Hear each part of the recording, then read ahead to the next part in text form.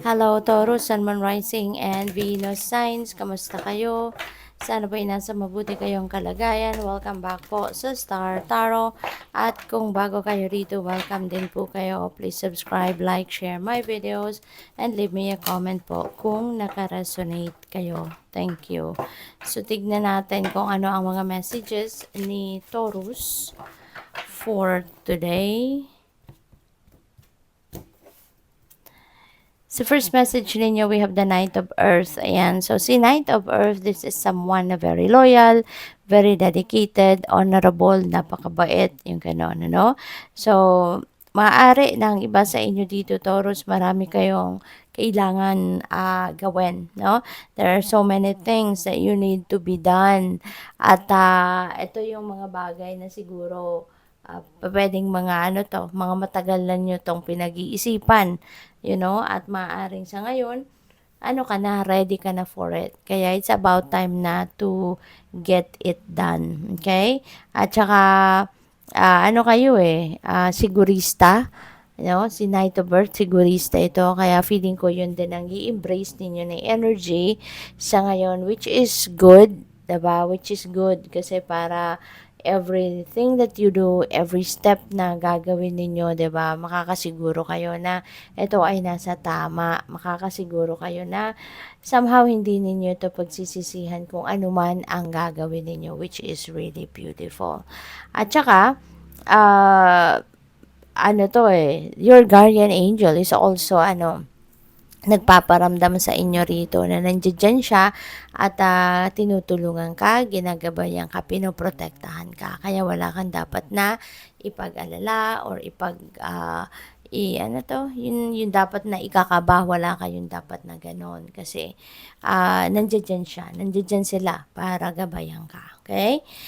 We have Page of Water. Ayan. So, you're going to be intuitive and sensitive, no, and friendly around this time. Extrang ganon. Extrang ganon. Kaya, napakaganda. And meron ka ding artistic prowess, no? So, you are also going to display that asa ngayon sa kung ano mga pangyayari rito sa buhay mo. A new person enters your life as well, no? Meron ding mga bagong tao, or bagong tao na papasok sa buhay mo.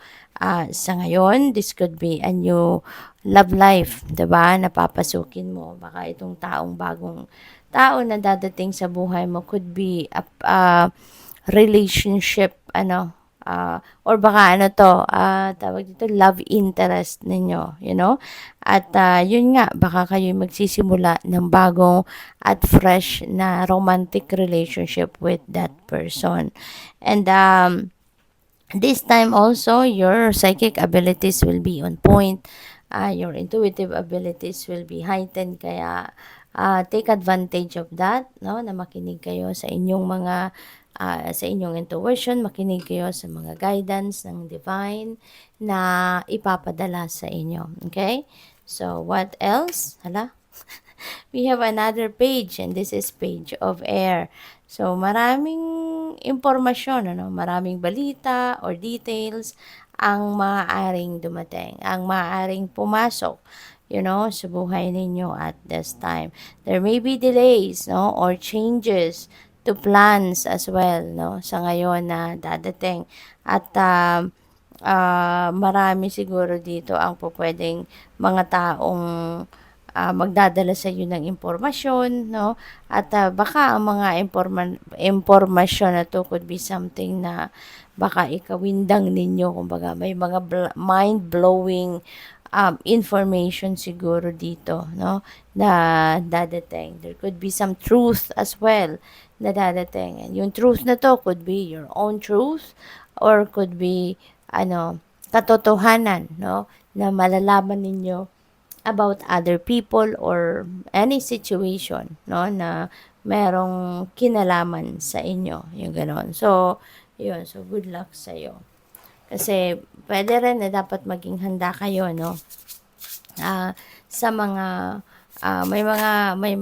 may mga plano kayo dito na po pwedeng magkaroon ng pagbabago, kailangan ninyong i-revise ang plano ninyo, kailangan ninyong i-improve, yung gano'n.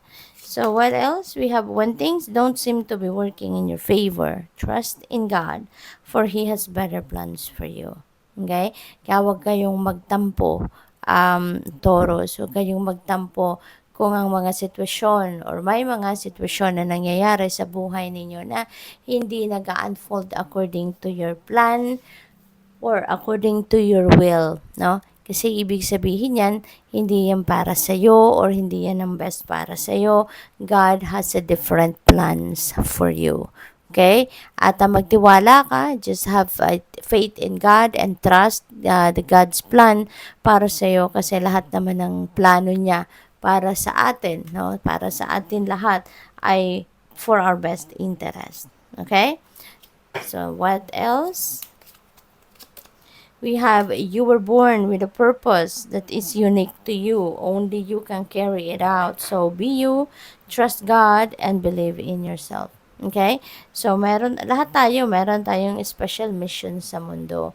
At tayo lang, no? Tayo lang ang gagawa nun, tayo lang ang kumbaga naka-assign lang sa atin yon kung ano man itong mission na ito. Okay? Kaya magtiwala ka sa inyong sarili dahil kung ano man ang mission na binibigay sa atin ng universe, tayo lang ang pwedeng gumawa nun, tayo lang ang dala nun sa realidad, no? Kaya huwag kayong magduda. Huwag ninyong pagdudahan ng sarili nyo, huwag ninyong pagdudahan yung kakayanan ninyo, and higit sa lahat, no? Magtiwala lang kayo sa divine plan dahil yan ang nakatakda, no? The time, when divine timing comes, diba? Magagawa mo na rin kung ano ang nakatakda mong gawin. Okay? Good luck sa iyo. Thank you for watching. Love and light. Namaste.